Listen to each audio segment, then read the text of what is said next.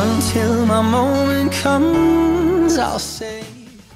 Hey guys, Samantha here from Hungry for Happiness, and today I'm hanging out with Allie Henderson, who is a dear friend and a client of mine.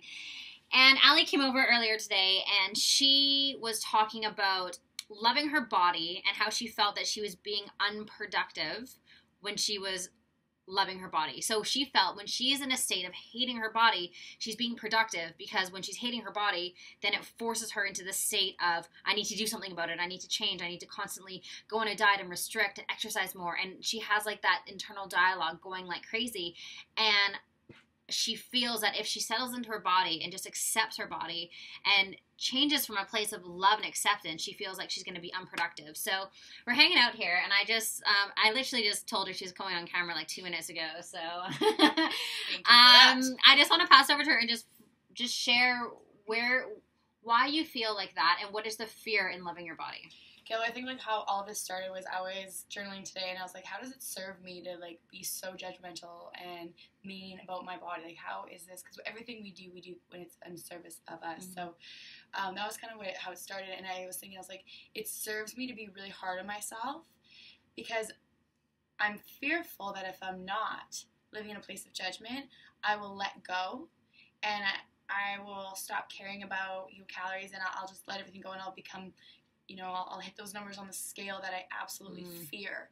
So, it served me in being super judgmental and hateful and mean about my body, because that is the force, the driving force behind, keeping me thin and looking good and whichever, which I know that's not true. Like I know intellectually like that it's through acceptance and love that, we are our most creative and we are our most powerful.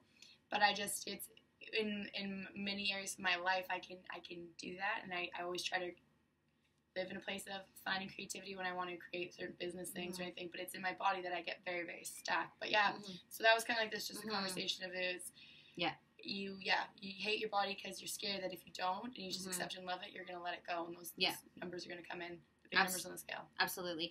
And I think as well, when we tie our self-worth to the number on the scale, we're relying on a moving factor for our happiness. It's like if we're up an ounce or down an ounce or a pound or whatever, it's like that's going to dictate our day. And I think relying on that number on the scale to tell you how you're going to feel that day is destructive in itself. Well, and I think too, like by always obsessing about eating like that number on the scale or calories, it gives you something to control, right? So I know that everything like it kind of comes down to control often with disordered eating and stuff. So letting go and just being accepting and free is almost saying, I don't know. Yeah. There goes the control. Yeah. There's another element of my life that I cannot control, and it's scary. But I think it really is the beginning of any sort of healing. Yeah. So I think basically to sum up this video is leaning into uncertainty and leaning into, despite the number on the scale, I'm going to choose to be happy, or releasing one of your rules. Letting go just a little bit of something. Like really ask yourself, what can I let go of today? And maybe that's just, I'm going to let go of weighing myself every single minute of the day. Or I'm going to let go having the obsession of going to the gym every single day and just allow myself to listen to my body and figure out what does my body actually want. And dropping the hate just a little bit. So what I want you guys to do is just share with us, share with Allie and I, what are you committed to this week letting go of? Just one thing, whether it's a food rule or not weighing yourself or not obsessing over the gym, or maybe it's your internal language, whatever it is, just give us one thing and give us tips for the next video. If there's something that you want us to share or expand on, either of us, both in the same video, we hang out all the time, so that won't be a problem. No. Hope you guys are having a wonderful week, and we'll catch you in the next video. Bye for now. Till my moment comes, I'll say.